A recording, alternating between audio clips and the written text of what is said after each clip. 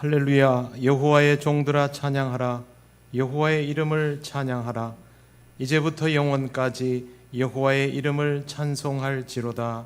아멘. 찬송가 14장 하나님께 찬양드립니다.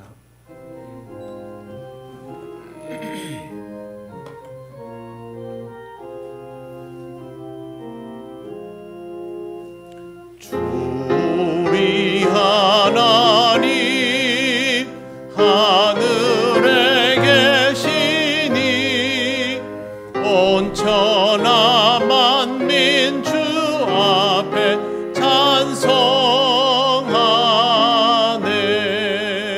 이 천지 만물도 주 앞에 엎드려 그 거룩하신 이름을 늘 높이네. 주 언약하신 것 끝까지 지키니 저 하늘나라 향하여 곧 가리라. 주 얼굴 배울 때 내 맘이 기쁘고 영원히 주의 영광을 찬양하리. 왕의 왕 되신 주 하늘에 계시니 이 세상 죄악 이기신 구주 예수. 저 천군 천사들 주옹위하고서 무성도 함께 영원히 늘 섬기네. 성삼위일체께 승리한 우리들 다 기쁜 소리 높여서 감사드려. 창조주 하나님 내 주님 되시니 주 앞에 나도 엎드려 경배하네.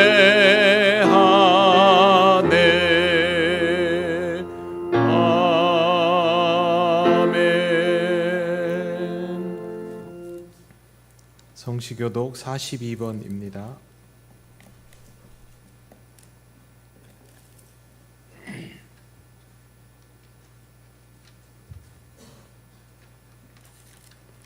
새 노래로 여호와께 찬송하라. 그는 기이한 일을 행하사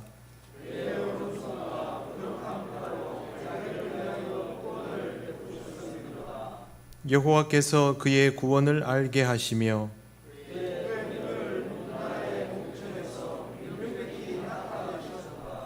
그가 이스라엘의 집에 베푸신 인자와 성실을 기억하셨으므로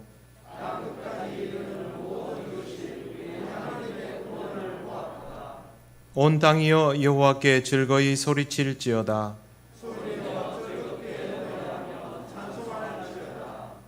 수금으로 여호와를 노래하라. 나팔과 호각 소리로 왕이신 여호와 앞에 즐겁게 소리칠지어다.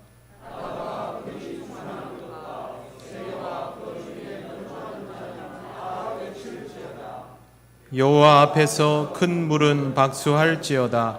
산 악이 함께 즐겁게 노래할지어다. 아멘.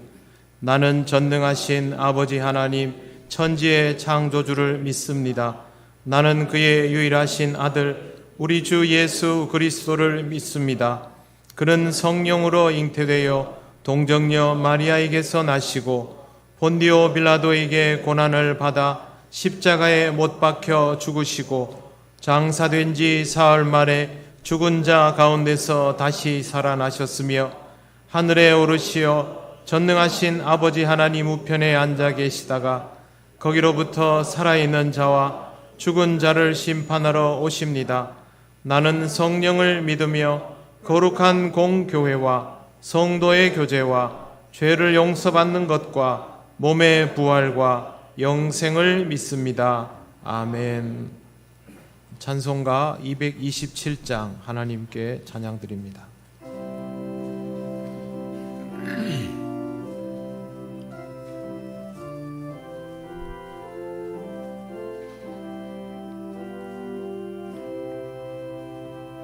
주 앞에 성찬 받기 위하여 이 죄인 감히 나아옵니다. 주 공로 믿고 떨며 나오니 내 죄를 용서하여 주소서.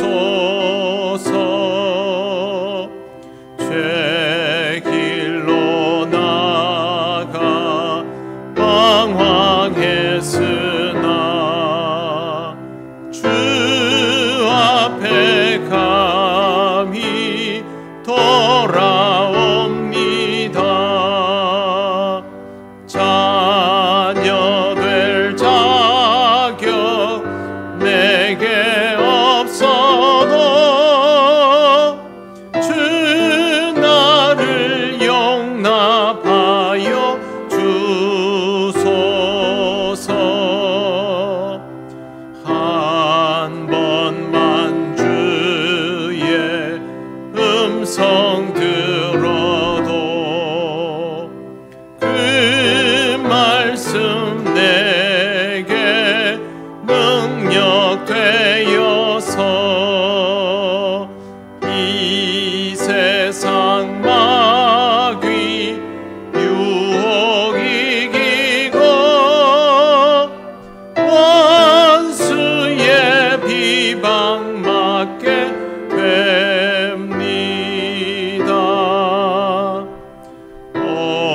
온유한 주의 음성 듣고서 죄인은 와서 쉼 얻으며 성도들 함께 참여하여서 베푸신 잔치 먹게 됩니다.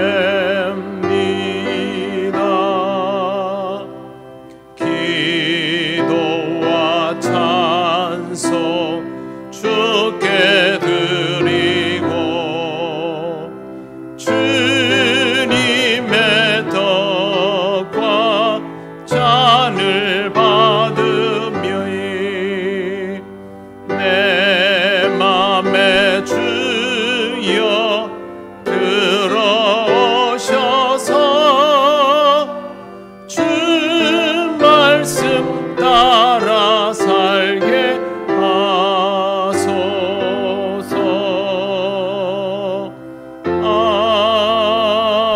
아멘.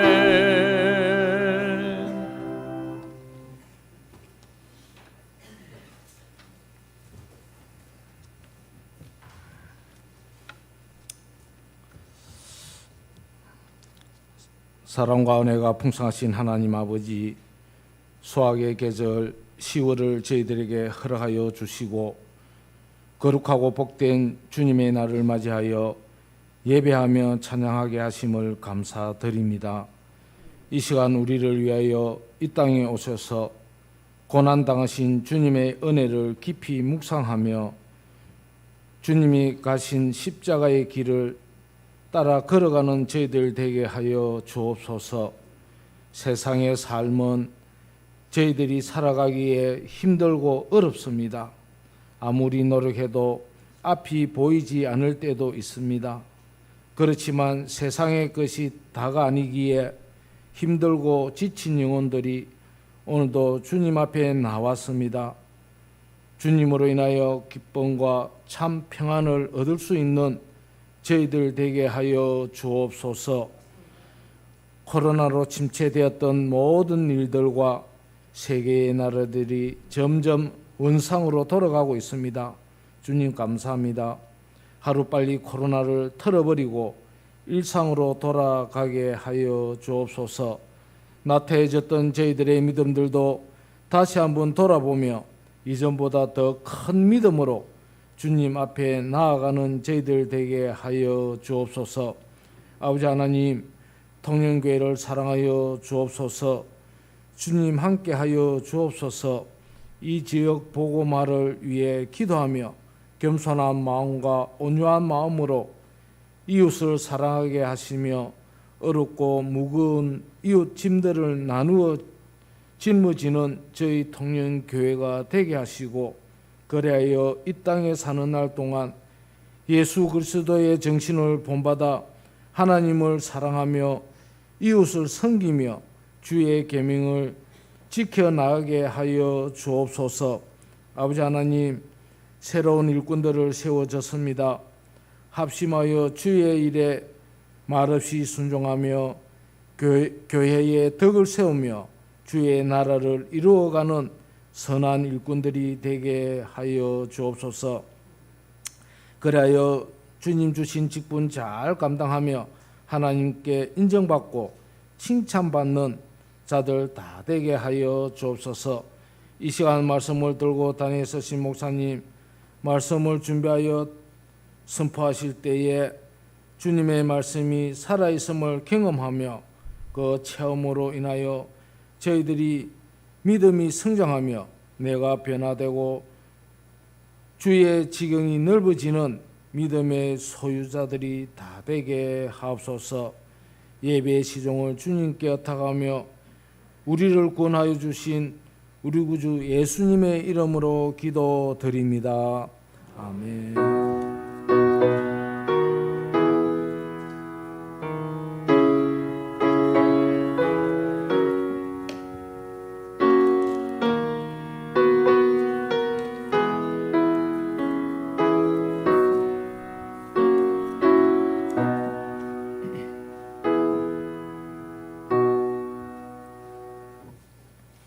하나님 말씀 요한복음 4장 20절에서 24절입니다.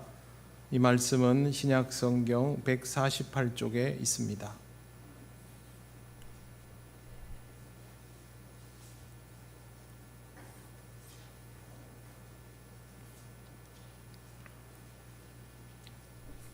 요한복음 4장 20절에서 24절 말씀을 봉독합니다.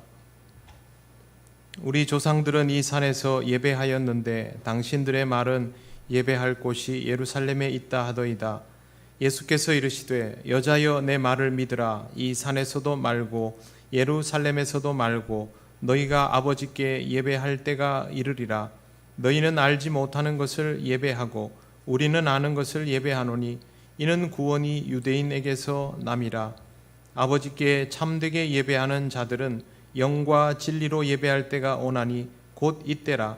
아버지께서는 자기에게 이렇게 예배하는 자들을 찾으시느니라. 하나님은 영이시니 예배하는 자가 영과 진리로 예배할지니라. 아멘. 기도드리겠습니다.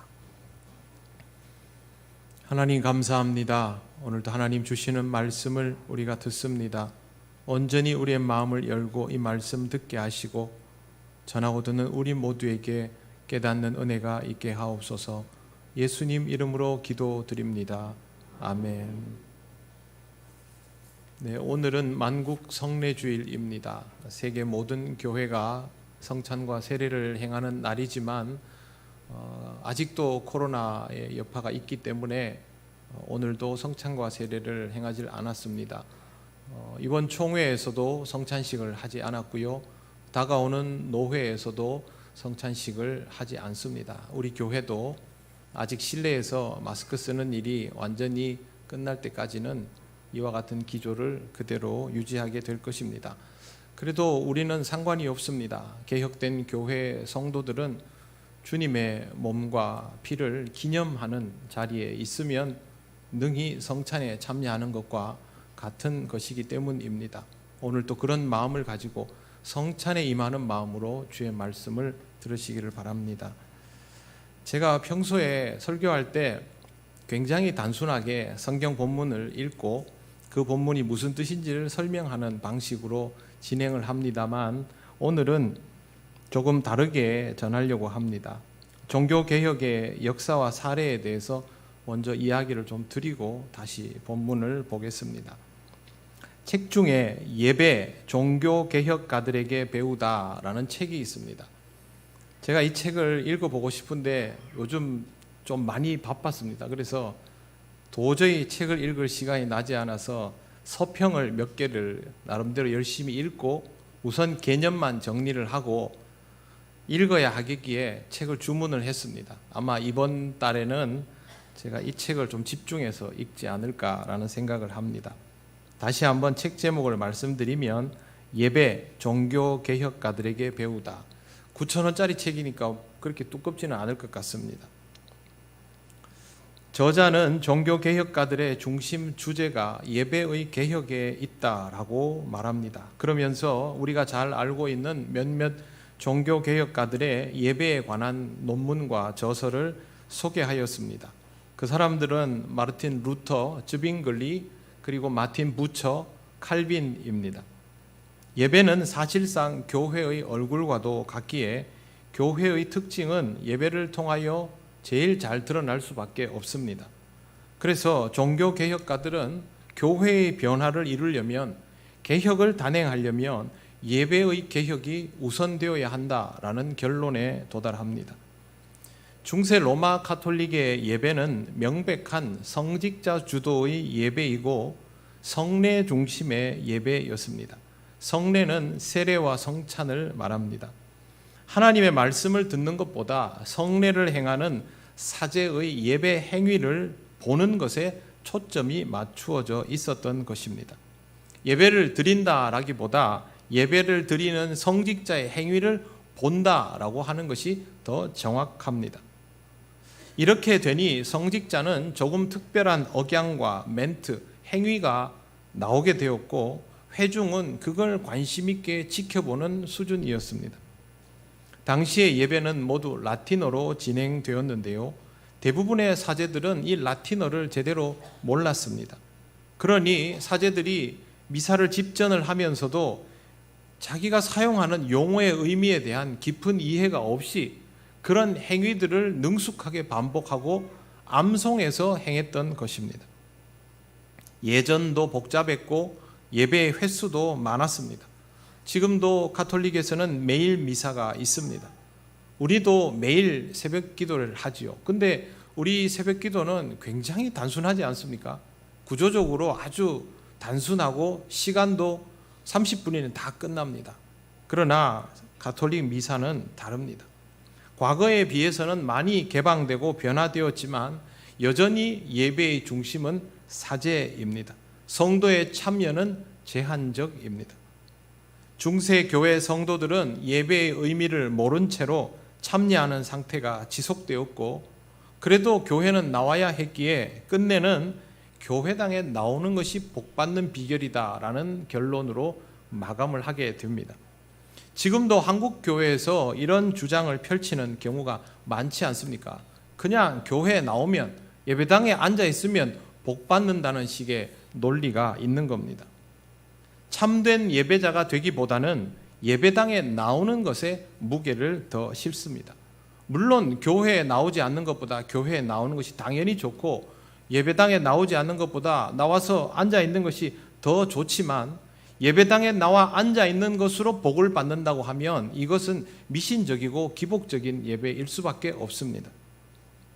참된 예배자라야 하나님의 임재가 이루어진 삶을 살아가게 되고 그것이 복된 삶입니다. 그냥 교회에 와서 앉아 있기만 하면 된다? 아닙니다.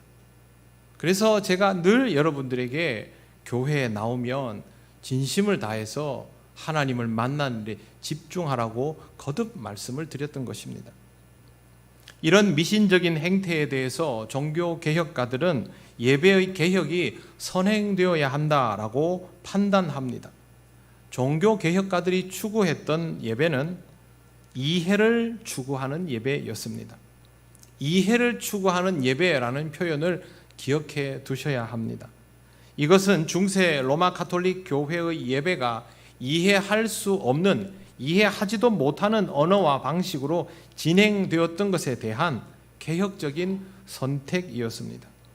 그동안 잘 몰라도 이런 행위들을 반복하면 된다라는 식이었지만, 그렇게 되다 보니 성직자도 이 예배에 대한 이해도가 없는 상태가 되었고, 회중들은 점점 무지해져 갔습니다. 교회가 극도로 부패하는 상황에서도 회중은 교회의 구성원이 아니게 되었기 때문에 그 부패를 막을 수가 없었던 것입니다. 결국 중세 교회의 부패와 타락은 예배에 대한 몰이해에서부터 비롯되었다는 것을 알 수가 있습니다. 우리도 이런 역사를 돌아보면서 이해도가 있는 예배를 드리고 있는지 냉정하게 살펴야 합니다. 저자는 종교개혁가들의 예배 이해를 소개하고 있는데 중요한 내용이니 여러분에게 간단하게만 말씀을 드리겠습니다. 제일 먼저 소개되는 인물은 종교개혁가 마르틴 루터입니다. 루터의 논문을 통해서 교회 성찬에 관하여 세 가지를 지적을 하고 있습니다. 첫 번째는 빵과 잔을 모든 성도에게 주지 않는다는 것입니다. 우리는 아니죠. 우리는 세례교인에게 당연히 빵과 잔이 제공되지 않습니까? 예전에는 그렇지 않았습니다. 두 번째, 미신적인 화채설에 대한 지적입니다. 화채설이 무엇인가 하면 떡과 잔을 취하면 예수 그리스도의 피와 살이 우리 몸 안에서 실체로 화한다라는 것이 화채설입니다. 우리는 이 입장을 취하지 않습니다. 그냥 떡은 떡이고 잔은 잔일 뿐이죠. 그게 우리 몸 안에서 변한다 아닙니다. 이 부분을 지적했습니다. 세 번째는 성찬과 더불어서 부과되는 선행과 희생의 의무를 강조한 것을 지적하고 있습니다. 이것 때문에 공덕 사상이 나오는 겁니다. 이 지적은 종교개혁가들의 성찬과 예배에 관한 지침이 되었고, 여기에서부터 논의가 이루어지고 연구를 거듭하고 시행착오를 거친 후에 지금 우리가 드리는 예배, 지금 우리가 참여하는 성찬이 나오게 된 것입니다. 루터는 개혁교회 초기에 천주교의 대표적인 성례였던 고해성사를 인정을 했습니다. 그런데 시간이 지나면서 이걸 받아들이지 못하게 됐습니다. 성례는 약속과 표지가 있어야 하는데 고해성사에는 표지가 없다는 게 이유입니다. 성찬과 세례를 보면 제정자이신 예수님께서 표지를 정해 주셨습니다. 빵, 포도주, 물.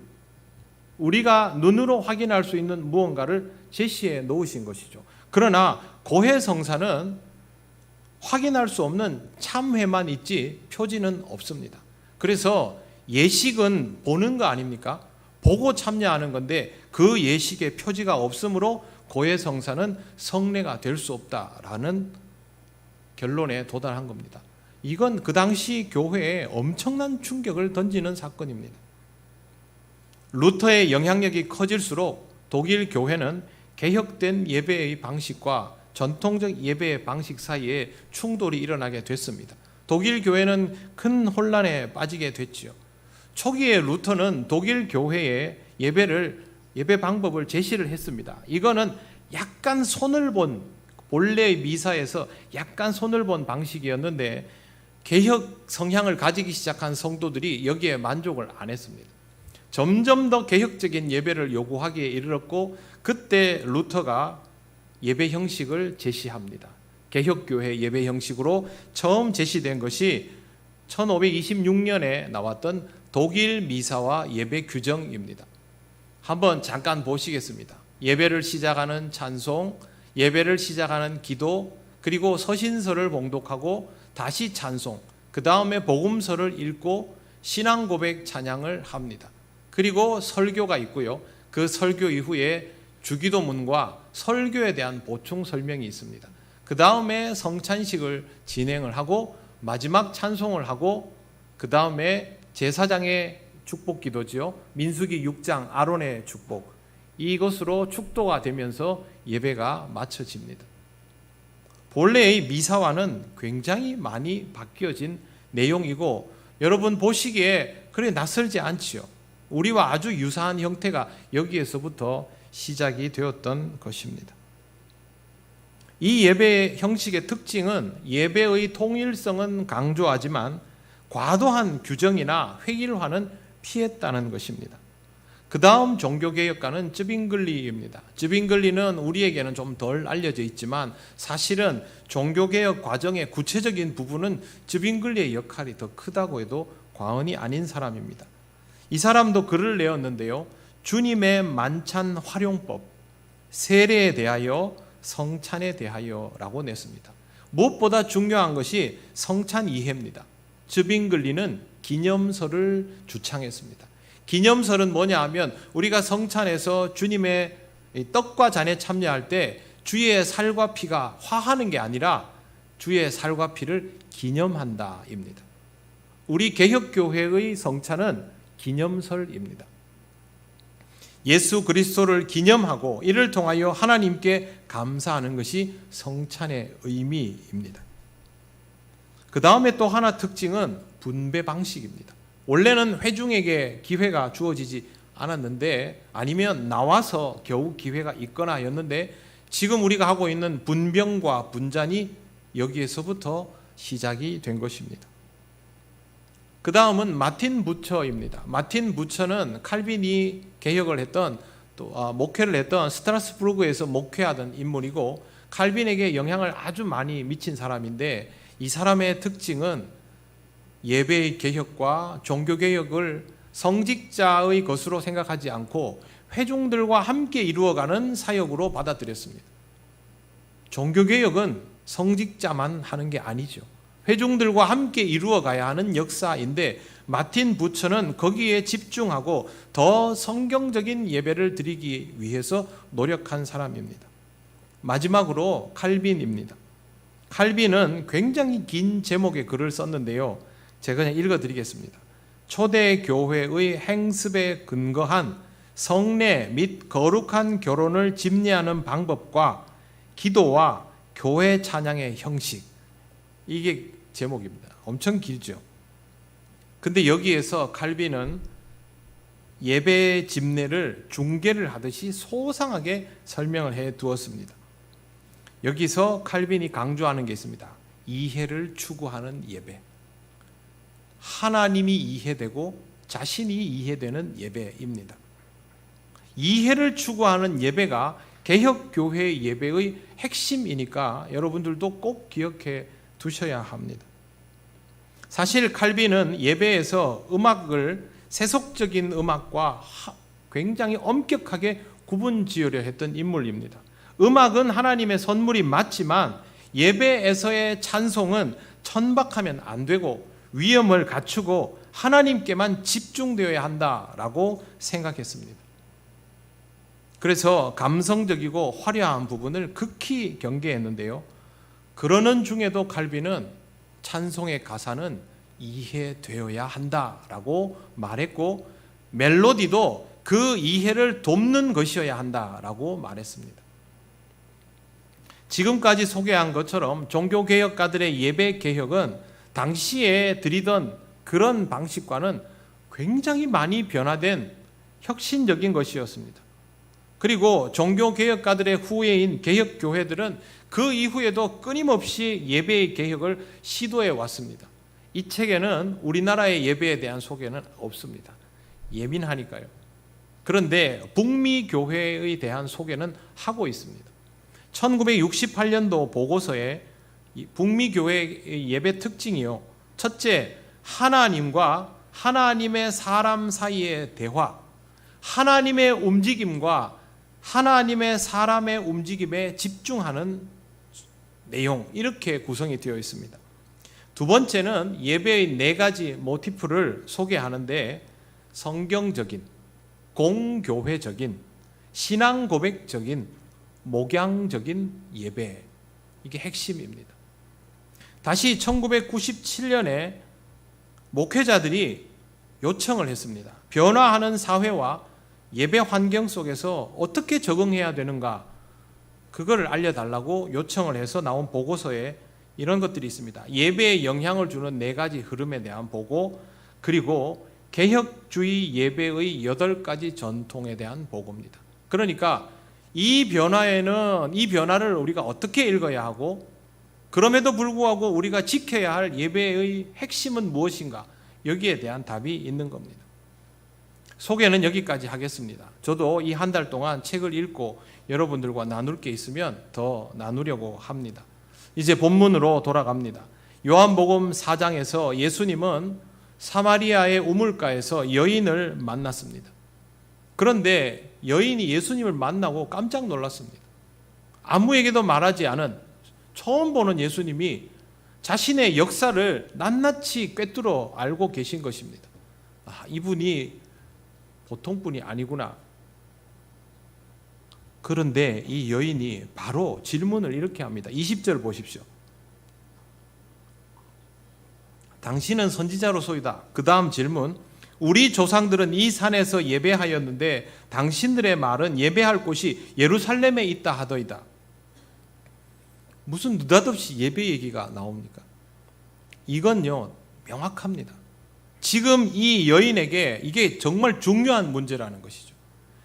예배를 제대로 드려야 하는데, 지금 나에게 하나님과의 만남이 절대적으로 중요한데 예배를 제대로 드리려면 어떻게 해야 됩니까? 사마리아인이 욕을 먹으면서 억지로 예루살렘까지 가야 됩니까? 아니면 여기서 예배를 드려도 됩니까? 그 말은 어떻게 하면 제대로 예배를 드릴 수 있습니까? 라는 질문입니다. 하나님을 믿는 사람은 이 여인처럼 예배에 대한, 예배의 중요성에 대한 의식이 있어야 합니다. 그래야만 지금 내가 똑바로 예배를 드리고 있는지, 하나님과 온전한 만남이 이루어지고 있는지를 끊임없이 살피지 않겠습니까? 종교개혁가들이 왜 예배의 의문을 품었을까요? 1500년간 아무도 문제 제기를 하지 않고 지내왔던 일 아닙니까? 너무도 당연한 일이죠. 한국 기독교의 역사가 120년, 130년이 넘어가고 있습니다. 우리의 예배 형식은 크게 변화되지 않았습니다. 여러분, 우리가 드리는 전통적인 예배에 대해서 누가 이의를 제기합니까? 관심도 별로 없지요. 익숙해지면 문제의식이 생기지 않습니다. 1500년이면 너무도 당연한 것이죠. 그런데 왜 이 사람들은 이의를 제기했을까요?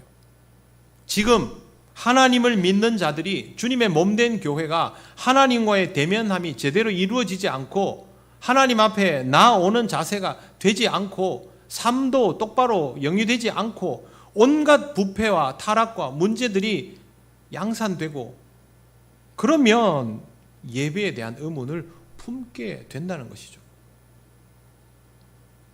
루터와 즈빙글리와 부처와 칼빈 같은 종교개혁가들이 예배의 의문을 품은 것은 이 사람들이 불경해서가 아니라 참된 예배를 여인처럼 갈망했기 때문입니다.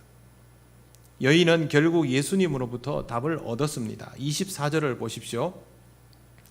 하나님은 영이시니 예배하는 자가 영과 진리로 예배할지니라. 우리도 이 답을 가져야 합니다. 어떻게 하면 여기까지 갈까가 아니라 먼저 이 답을 가지고 그 다음에 고민해야 됩니다. 하나님이 영이시면 우리도 영과 진리로 예배해야 합니다. 그러려면 우리가 육체를 가지고 있음에도 불구하고 영적 존재로 예배를 드려야 합니다. 하나님이 영이시라는 것이 이해되어야 하고 우리 자신의 영적인 부분에 대해서도 인식이 되어야 합니다. 그래야 하나님과 온전히 소통되는 단계로 나아갈 수 있습니다. 육체적인 것들에 집중하면 이게 될 리가 없습니다. 그리고 우리가 드리는 예배는 이런 것들이 고려된 내용으로 채워져야 됩니다. 조금 전에 소개하였던 종교개혁가들의 예배의 특징은 모두 이렇게 영적인 것에 집중하고 교통이 되도록 그렇게 구성된 것입니다. 이 시대의 교회를 지키고 개혁해야 할 우리에게도 똑같은 숙제와 책임이 있습니다. 참된 예배를 향하여 더 가까이 나갈 수 있도록 영과 진리로 드리는 예배가 될 수 있도록 무언가를 해야만 한다는 것이죠. 무엇보다도 종교개혁가들이 그토록 중요하게 여겼던 이해가 되는 예배를 드리는 것이 필요합니다. 그것을 위해서 알지도 못했던 라틴어를 멈추고 사제만의 성찬을 분병과 분잔의 방식으로 바꾸지 않았습니까? 제일 먼저 예배를 드리러 나온 분들이 적극적인 참여자가 되어야 합니다. 여러분은 이 예배에서 들러리나 구경꾼이 되면 안 됩니다. 여러분 교회에 와서 예배 드리는 것을 예전에 뭐라고 표현했습니까? 예배를 드린다는 표현을 많이 썼습니까? 예배 본다 그랬죠. 예배 본다라는 말은 우리한테는 굉장히 익숙한 표현이었습니다. 그런데 어느 날 이게 문제가 제기됐습니다. 예배는 보는 것이 아니고 예배는 하는 것이고 드리는 것이다. 세월이 지났습니다. 이제는 다 예배를 드린다라고 표현하지 예배를 본다는 표현을 잘 쓰지 않습니다. 의식이 전환되었다는 것이죠. 이 예배는 설교자나 찬양대나 기도자를 보러 오거나 예배당의 실내를 보거나 분위기를 보러 오는 것이 아니지 않습니까? 하나님 아버지를 만나고 하나님께 집중하고 하나님께 영광을 돌리고 내 삶을 내어놓고 그렇게 하나님과 대면하면서 경배를 드리는 것이죠. 우리의 예배가 보는 것이었다면, 예배를 드리러 온 내 자세가 관람자의 모습이었다면 그것부터 고쳐져야 하는 것이죠. 예배의 구성도 누구도 들러리가 되거나 관람자가 되지 않도록 그렇게 이루어져야 하는 겁니다. 2019년 우리 교단 총회가 유아 세례자의 성찬을 허락했습니다. 여러분 알고 계셨습니까? 부끄럽게도 제가 이걸 어제 알았습니다. 저는 일주일 동안 설교 준비를 하면 저는 공부를 하면서 하는 편인데 이걸 어제 알았습니다. 제가 얼마나 놀랍고 당황스러워했는지 모릅니다. 잘못 봤나 싶어서 몇 번을 확인했습니다. 추론을 해보니까 코로나가 터지기 직전에 이게 공표가 되었고요. 그리고 나서 성찬과 세례가 힘들어진 상태가 되니까 이거에 대한 언급도 설명도 시도도 별로 없는 채로 시간이 그냥 지나간 겁니다. 유아 세례자가 성찬에 참여하는 것을 금지했던 것은 로마 카톨릭이었습니다. 이유가 성찬용 떡과 잔을 흘릴 수 있다는 것이 첫 번째 이유였습니다. 정말 어이없는 일 아닙니까?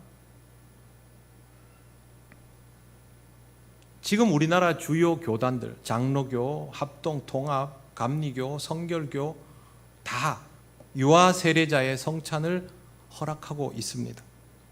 우리도 성찬식을 다시 하게 되면 총회에서 공표한 법을 따라서 유아 세례자에게 성찬을 베풀 것입니다. 그런데 제가 더 놀란 일이 또 한 가지가 있습니다. 2021년 바로 지난해죠. 유아 세례 연령이 만 2세에서 만 6세로 바뀌었습니다. 예전에는 이 나이 안에 유아 세례 받게 하려고 막 발을 동동 구르고 했던 적이 있거든요. 그래서 부모님이 유아 세례를 망설이면 같이 기도해 주고 이 시기를 놓치면 안 됩니다. 막 이랬었어요. 지금은 초등학교 들어가기 전에는 다 유아 세례인 겁니다. 더 놀라운 일은 7세부터 12세까지 어린이 세례가 생겼습니다. 이것도 처음 들어보시죠? 네, 저도 어제 알았으니까요. 그러면 모든 연령층이 세례를 받을 수 있게 된 겁니다. 이것도 역시 우리나라 주요 교단들이 이미 다 실행하고 있는 일입니다. 물론 어린이 세례는 쉬운 일은 아닙니다. 유아 세례처럼 스스로 신앙 고백 자체가 불가능한 것이 아니고 아직은 어리고 미숙한 사람들이기 때문에 여기에 맞는 교육을 해야 하죠. 그래서 교육 기간도 상당히 길게 잡혀져 있고 여기에 따른 교육 내용과 세례 문답집도 따로 준비되어 있습니다. 이것은 어린이 신앙 교육을 반드시 제대로 해야 한다라는 의식을 가지고 실시하는 겁니다. 가볍게 볼 일은 아니죠. 일각에서는 어린이들이 스스로 신앙 고백을 하는 절차를 반드시 거치게 하고 성찬식을 참여하도록 해라, 이런 얘기들을 합니다. 근데 여러분, 성찬할 때마다 죄가 있느냐 없느냐 이렇게 물으면 어른들 중에 당당하게 나와서 성찬 받을 수 있는 사람 얼마나 있습니까?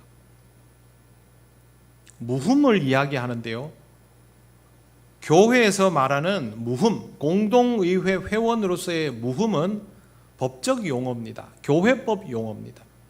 즉 교회법상으로 벌을 받을 만한 일을 했느냐 안 했느냐, 그걸 가지고 말하는 것이지 네가 지금 죄 지은 것이 있느냐 없느냐 그 말이 아닙니다.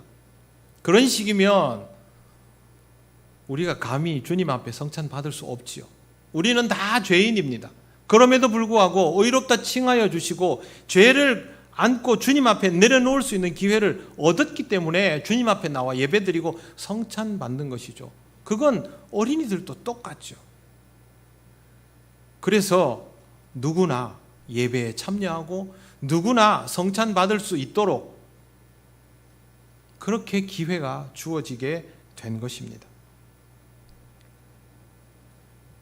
이것은 변화이고 개혁입니다. 그리고 원래의 본질을 회복해 가기 위한 시도이죠. 분병과 분잔을 통하여 회중들을 성찬의 자리에 구체적으로 참여시키고 예배의 중심에 세우려 했던 개혁교회와 같은 방향이 여기에 있습니다. 예배의 개혁은 시대의 흐름에 맞추고 음악적인 장르를 맞추고 그렇게 하는 게 아닙니다. 한동안 우리나라에서 그런 게 개혁이라고 오해한 사람들이 있는데요, 그거 아닙니다. 요즘 보면 헤드셋 끼고 구멍 뚫린 청바지 입고 설교하는 분들도 있는데 그거 개혁 아닙니다. 1970년대, 80년대, 90년대는요 독특한 억양을 가진 목사님이 교회를 급속도로 부흥시키니까 교단을 가리지 않고 목사님들이 그 억양을 막 흉내를 냈습니다. 목회자들이 가지고 있는 좀 독특한 억양은 그런 데서부터 나오는 겁니다. 그거 따라하는 게 개혁입니까? 그거 아니지 않습니까? 그런 건 중요하지 않습니다. 예배는 하나님이 바르게 이해되어야 합니다. 그러려면 무엇보다도 하나님에 대하여 바르게 전달되어야 합니다. 그래야 예배자가 하나님을 향하여 온전히 집중하며 나아갈 수 있지 않습니까? 만약에 그것을 위해서 헤드셋도 끼고 청바지도 입어야 되고 강대상은 없고 여기 막 돌아다니면서 설교하면 회중들이 말씀에 대한 이해도가 올라가면 저부터 당장 하겠습니다. 그게 예배에 집중하고 말씀에 집중하는 것과 무슨 상관입니까? 제가 여기서 막 돌아다니면서 설교하면 여러분 말씀에 집중이 잘 되시겠습니까? 예배는 쇼가 아닙니다. 우리가 주인이 아닙니다. 설교자도 주인이 아닙니다. 누구도 주인일 수 없습니다. 경배는 하나님만 받는 것이고 우리는 하나님 앞에 가장 낮은 자세로 집중하는 것이 최선입니다. 그 외에 다른 거 필요 없습니다. 영으로 임하시는 하나님께 육체를 가지고 있는 우리가 그렇게 나아가는 것이 어렵기 때문에 최대한 우리의 육체를 따라 우리의 자기중심적인 것들을 따라 나아갈 수 있기 때문에 그것들을 억제하면서 하나님께 집중하며 나아가는 것이죠. 그래서 이 시간에는 모든 상념을 내려놓고 하나님 앞에 집중하는 것이 전부이고 필요하다면 내 감정도 내려놓아야 합니다. 제가 못 부르는 찬송이 있습니다. 안 부르는 게 아니고 여러분도 있을 텐데요, 그거 부르면 그냥 조절이 안 됩니다. 한 몇 년을 있다가 보면 저도 모르게 야 이건 예배 때는 안 해야 되는데 하는 걸 까먹고 주보에 써놓고 그럴 때가 있습니다. 곤란해집니다. 왜? 제 감정 때문에 여러분이 예배에 집중하는 것을 방해하기 때문이죠. 말씀을 전할 때도 똑같습니다. 제 감정 때문에 여러분이 집중하는 것을 방해하면 그건 제가 여러분의 예배를 망치게 되기 때문에 그렇게 하는 겁니다. 우리는 시계를 참 자주 보는 사람들이죠. 저도 시계를 정말 자주 봅니다. 저는 시간을 좀 쪼개서 생활하는 스타일이라서 그렇습니다. 그런데 여러분 예배 시간에 시계 몇 번 보십니까? 거의 못 보실 겁니다. 저도 예배 시작 전에 한 번 시계 봅니다. 이제 처음 봤습니다. 평소에는 보지도 않습니다. 예배 끝날 때까지. 볼 수가 없습니다. 여러분이 의미 있는 일에, 특히 귀한 일에, 하나님을 만나는 일에 몰두하면 그럴 여유가 없습니다. 하나님께 집중하지 못할 때 온갖 상념들이 떠오르고 그렇게 되는 것이죠. 무엇보다도 하나님께 집중하시기 바랍니다.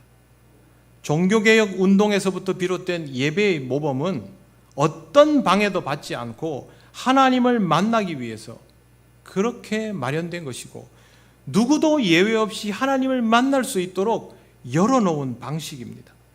그리고 설교가 자꾸 강조되기 시작했던 것도 하나님을 조금이라도 더 알아갈 수 있도록 기회를 제공해 놓은 것입니다. 그러면 다른 게 뭐가 필요합니까?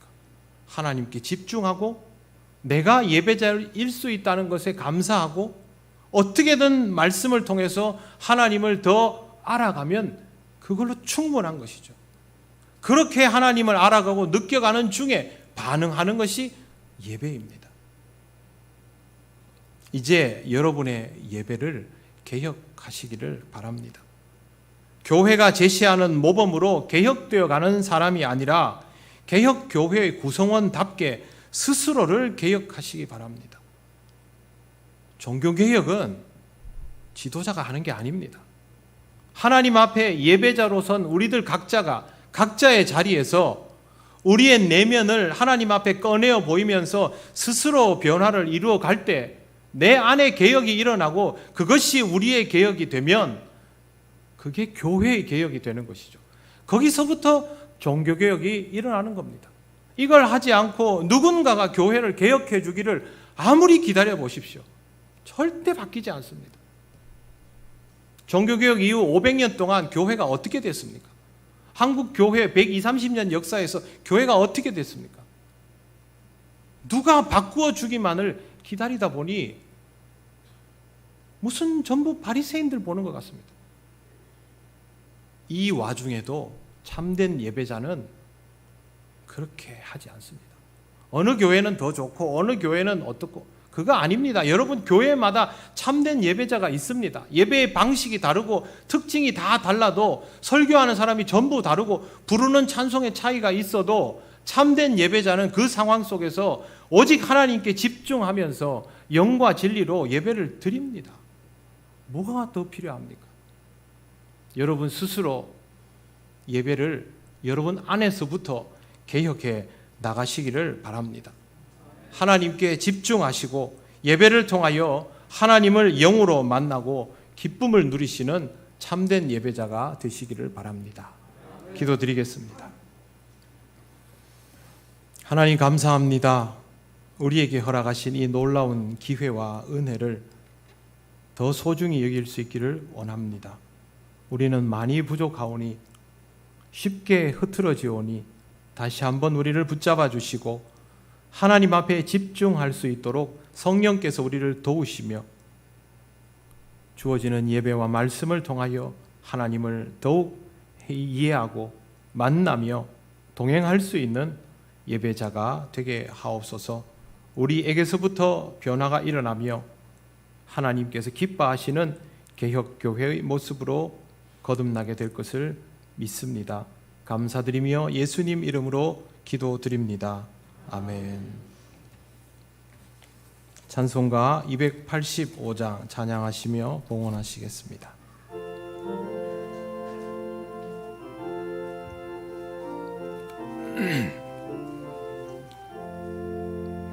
주의 말씀 받은 그날 참 기쁘고 복되도다. 이 기쁜 마음 못 이겨서 온 세상에 전하노라. 기쁜 날 기쁜 날 주 나의 죄 다 씻은 날 늘 깨어서 기도하고 늘 기쁘게 살아가리. 기쁜 날 기쁜 날 주 나의 죄 다 씻은 날 이 좋은 날 내 천한 몸 새 사람이 되었으니 이 몸과 마음 다 바쳐서 영광의 주 늘 섬기리.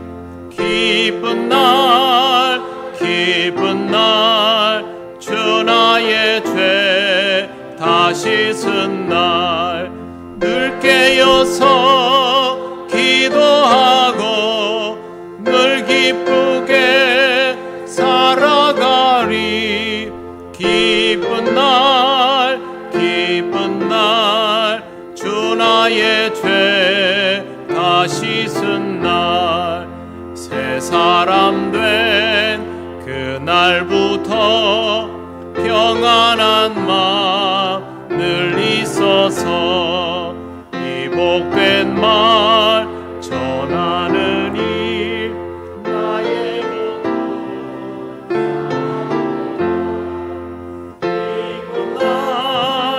기쁜 날 주 나의 죄 다 씻은 날 늘 깨어서 기도하고 늘 기쁘게 살아가리. 기쁜 날 주 나의 죄 다 씻은 날. 아멘. 하나님 감사합니다. 오늘도 하나님의 은혜로 예배를 드리고 이 시간 예물을 드립니다. 언제나 기쁨으로 예배하며 주님께 봉헌할 수 있는 심령이 되도록 지켜 주옵소서.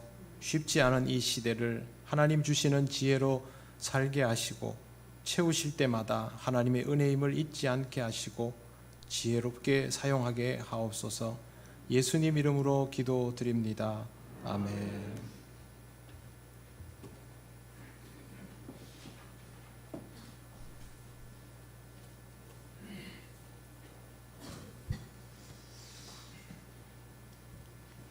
교회 소식 알려드리겠습니다.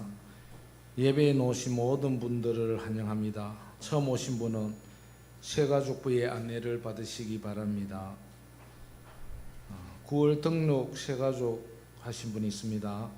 우리 박주태 성도님, 저희 교회 바로 옆에 식당을 하시는 성도님이 되겠습니다. 환영합니다. 예배, 오늘은 만국 성례주일입니다. 우리를 위해 피 흘려 주신 예수님의 사랑과 은혜를 기억하시고 늘 감사하는 신앙이 되시기를 바랍니다. 모임, 교육부 회의가 다음 주일 2부 예배 후에 제1교육관에서 있습니다.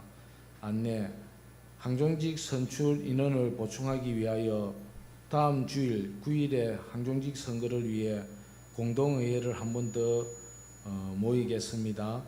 2022년 항정직 추가 선거 공고 10월 29일 주일, 시행은 10월 9일 2부 예배 후 본당에서 있습니다. 선출 인원은 안수집사 1인, 근사 2인을 뽑도록 하겠습니다. 두 번째, 식사 제공. 오늘부터 교회에서 점심 식사를 제공합니다. 즐거운 식탁 교제를 나누시기 바랍니다.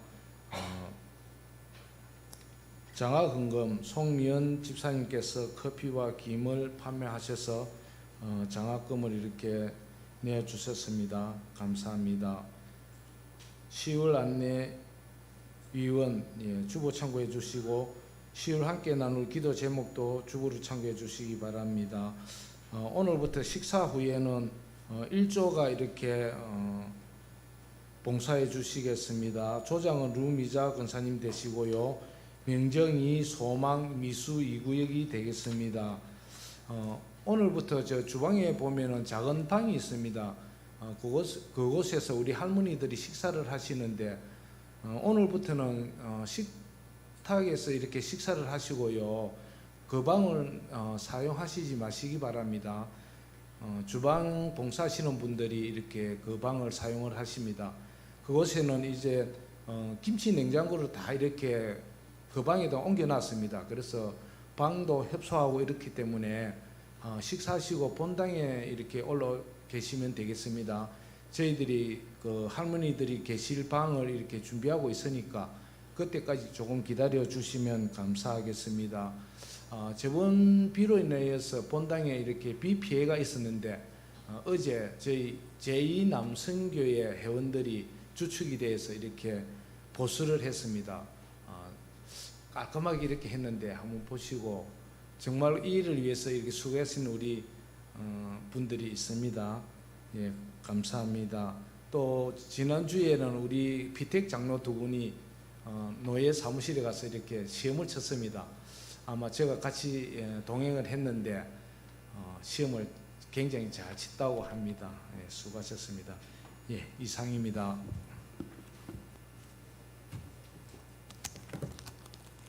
네, 항존직 선거를 우리가 했습니다. 그런데 지금 우리 교회가 활력을 가지고 하는 일들이 굉장히 많은데 비해서 예상보다 일꾼이 좀 적게 뽑혔기 때문에 당회에서 한 주간 동안 기도하고 많이 고민하고 여러분들에게 추가 선거를 위해서 공고를 했으니까 여러분들도 기도하고 잘 협력을 해주시기를 바라고요.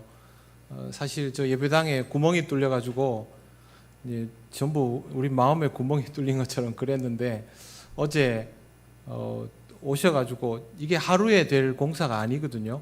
절대 아닙니다. 그리고 공사 비용도 굉장히 많이 드는 일이었는데 하루에 다 했습니다. 김승도 장로님, 김부종 장로님, 이명열 장로님, 신백수 집사님, 최한길 집사님, 또 김수곤 집사님, 김광원 집사님, 또 우리 박대식 집사님까지 제가 어제 보면서 속으로 어벤져스라고 그렇게 생각을 했습니다. 저는 저대로 토요일 바쁘니까 나와서 일을 도울 형편이 안 되고 해서 의자에 앉았다가 허리 펼 때마다 와서 봤는데 진도가 막 나가는데 놀랐습니다. 무엇보다 좋았던 것은 하루 종일 얼굴 한번 찡그리지 않고 즐거운 마음으로 서로를 지탱하면서 일을 하는 것을 보면서 너무너무 좋다라는 생각을 했습니다. 앞으로도 그렇게 즐겁게 감당을 해주시고 교회에서 봉사와 봉헌은 같은 의미입니다. 하나님 안에서 서로가 그렇게 마음과 힘을 모두어서 일할 수 있다면 앞으로 우리가 감당할 수 있는 것들이 훨씬 많겠지요. 그렇게 감당해가는 우리 모든 성도들이 되시기를 바랍니다. 식당이 제 기억으로 2년 반이 넘은 것 같습니다.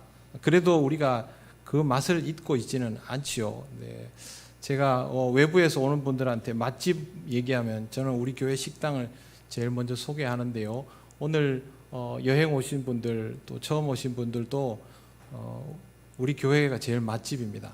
맛을 보시고 어제 오늘 우리 교회 유튜브 채널을 통해서 예배를 드리는 가정이 2가정이나 왔었습니다. 비대면 예배 기간 내내 우리 교회 예배를 드리는 분들이 제법 많습니다. 우리 교인 수보다 훨씬 많은데요.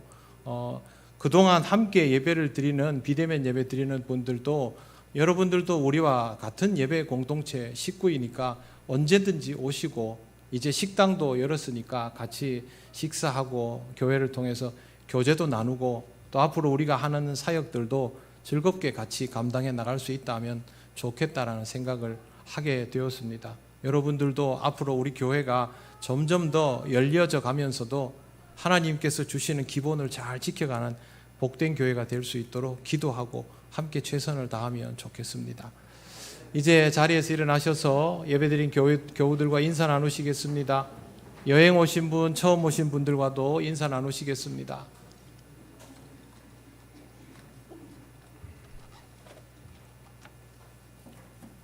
찬송가 635장 주기도문 찬양 드립니다.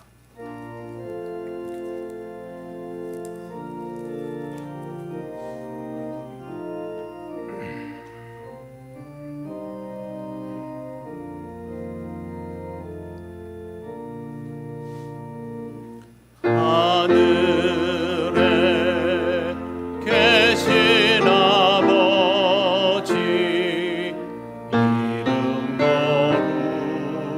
거룩하사 주님 나라 임하시고 뜻이 이루어지이다. 일용할 양식 주시고 우리들의 큰 죄 다 용서하시고 또 시험에 들게 마시고 악에서 구원하소서. 내게 주의 나라 주의 권세 주의 영광 영원히